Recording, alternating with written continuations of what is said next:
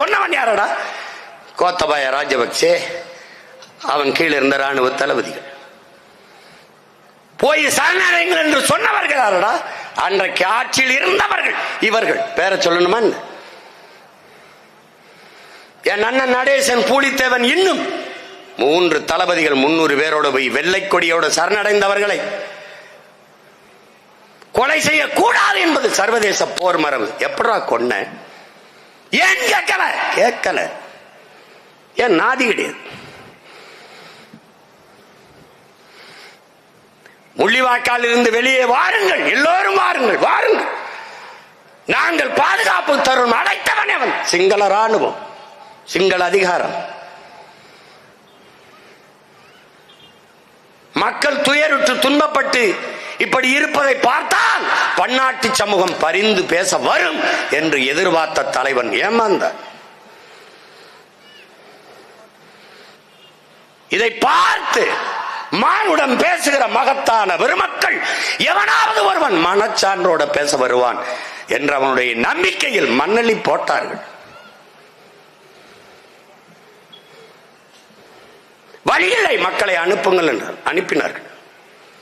ஒருவர் இருவர் அல்ல, என் உடன் பிறந்தானே 10,000 பேருக்கு மேலே, பச்சிலம் குழந்தைகள் 50க்கு மேலே, கர்ப்பிணி பெண்கள், வயது முதிர்ந்தவர்கள், எண்ணற்ற மக்கள் 10,000 பேர் சரணடைந்தார். எங்கே அவர்கள்? எங்கே அவர்கள்?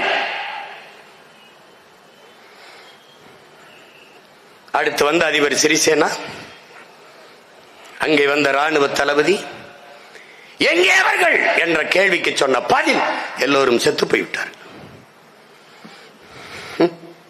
ஒருத்தன் கேட்கலையே 10,000 பேரும் எப்படா செத்தா? பட்டினியாலா, இல்ல நோய்வாய்ப்பட்டா, இல்ல கொன்னு புதைச்சிட்டியா? ஒருத்தன் கூட கேட்கல. ஏன்? நாதி இல்ல, உனக்கு நாதி இல்ல. அதான்டா அந்த பகிரேடா செம்மணி படுகொலை.